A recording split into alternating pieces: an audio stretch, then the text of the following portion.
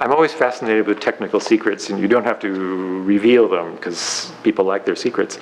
But how does the paint get applied to the top of a painting so that it drips down? Do you use a brush, or is it a kind of a syringe or a baster, or what is it? No, you see all those little cups. I put them out of the cup right away, and then that's it. Wow, it's very simple. You know, some people copied it. I mean, I pay attention to the behavior of materials and to things that pop up in the studio, and it's like the first I do also these pieces where we cut into the resin, and drill holes into the resin, and the first paintings that were made that way, that was when I was still also at a studio in Germany, and I had a carpenter next door.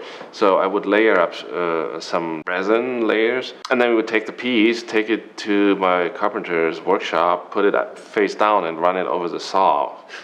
So cut lines, like really straight lines into that, and that was basically the first thing how to do these layered up paintings. Carpenter was like, "Oh, I have a router. Try my router and do hand." Like that's when I did the next body of work, was done with a hand router, with wiggly lines done by hand. And then I like sometimes to see, or like because you forget, and I don't like have like a list for what I do. So like, how many layers? What do they look like? I would drill a little hole in, and then I saw these perfectly round holes, and I'm like, I should do something with that, So like things lead to the next thing. So paying attention to the process opens doors to the next body of work.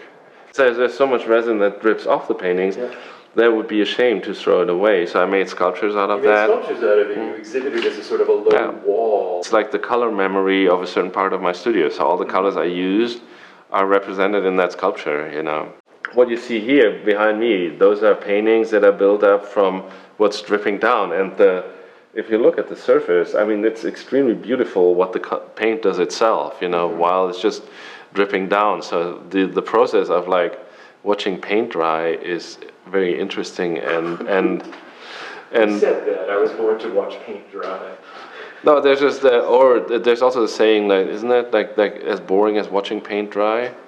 Yes. Which I think is not that boring if you pay attention,